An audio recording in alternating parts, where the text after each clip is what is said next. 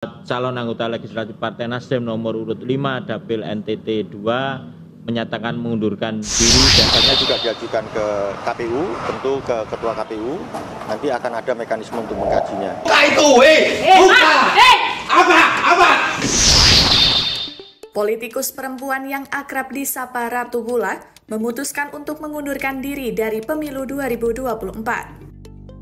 Ia mengundurkan diri di tengah proses rekapitulasi nasional pemilu 2024. Ratu Wula sendiri maju sebagai calon legislatif Partai Nasdem dari Dapil 2 Nusa Tenggara Timur. Padahal diketahui menurut rekapitulasi KPU, Ratu Wula memperoleh 76.331 suara.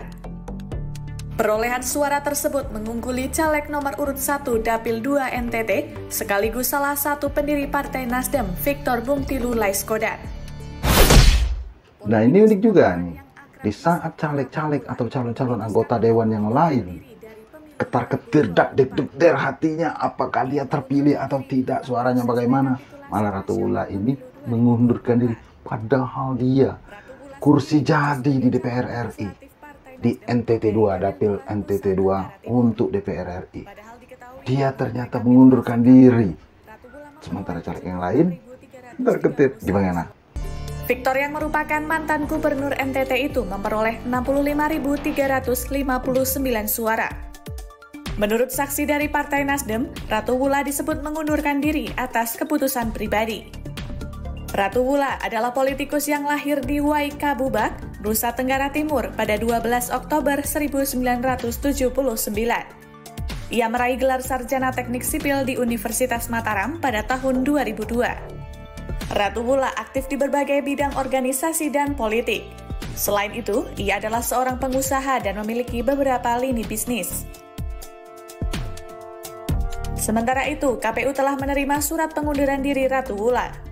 Surat tersebut diterima oleh anggota KPU RI, Agus Melas, saat memimpin rapat pleno terbuka rekapitulasi perhitungan suara tingkat nasional untuk Dapil 2 NTT pada Selasa 12 Maret 2024. Surat pengunduran diri Ratu Wula akan dipelajari oleh KPU, namun tidak akan disampaikan ke forum tentang substansinya. Nah, itu tadi. Sudah kita dengar tayangannya. Jadi dia mengundurkan diri, pengunduran dirinya sudah di KPU RI dan sedang diolah, sedang dipelajari. Memang KPU-nya tidak memberikan apa substansi pengunduran dirinya. Tapi ini kan jarang terjadi. Seorang caleg sudah jadi, tinggal hasil penetapan rekapitulasi. Sekarang masih rekapitulasi, dia malah mengundurkan diri. Ya otomatis lah. Si Victor Laiskodat yang perolehan suara kedua juga pendiri Partai Nasdem, dia yang menang ini, kan lucu juga ya. Ratu Ngadu Bonu Wula, caleg nomor urut 5 mendadak mengundurkan diri setelah berhasil meraih suara terbanyak dan lolos ke Senayan sesuai pleno rekapitulasi suara pemilu 2024 tingkat nasional di KPU Pusat. Ratu Wula berhasil mendapat 76.331 suara atau terbanyak di antara 6 caleg lain di Dapil NTT 2. Sementara mantan gubernur NTT Victor Laiskodat hanya memperoleh 65.359 suara dan tidak lolos melangkah ke Senayan.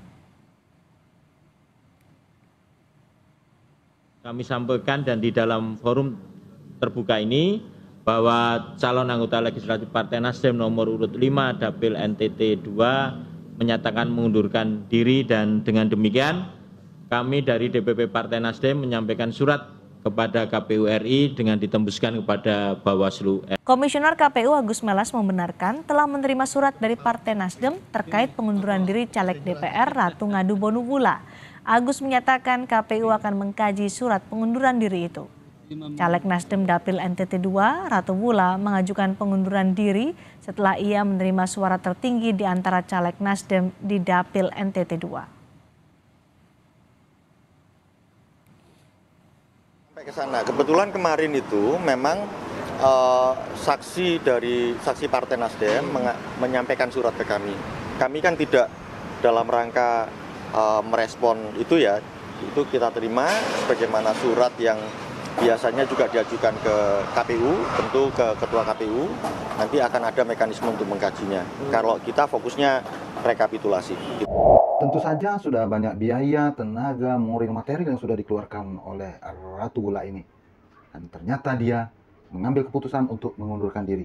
Nah, ini yang mengundurkan diri. Tapi bukan sedikit juga yang ribut perolehan suaranya kurang, tidak terpilih, ribut harap-harap cemas. Apakah dia bisa melangkah sebagai anggota dewan atau tidak? Kita lihat beberapa kenyataan dari video-video ini. Inilah yang terjadi. Jangan sampai telepon buka itu, buka. Apa? Sampean itu petugas. Saya ini rakyat. Saya didorong, Pak. Didorong siapa? Yang dorong siapa? Siapa yang dorong? Ini ada kakinya. Saya hanya minta sampean buka mulai tadi.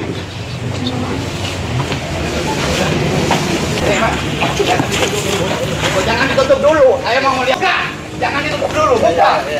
Sampean itu dibayar oleh rakyat. Waduh, buka.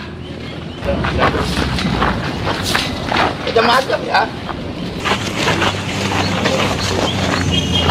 Kalian suka makmur. Saya pengalaman di saksi pasti ini. Kalau saya saksi saya itu tidak tegas maka hilang suara saya Pak. Tapi kalau saksi saya berani mungkin bisa tertolong. Ini nyata-nyata dicuri. Karena apa? Karena anggota KPPS ini adalah tim sukses dari ini sudah disetting semua. Saya pengalaman di saksi.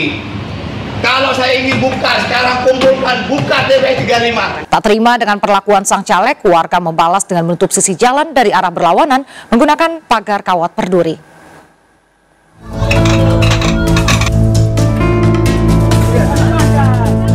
Sepeda motor ini terpaksa diangkat beramai-ramai karena jalan yang biasa dilewati warga mendadak ditutup.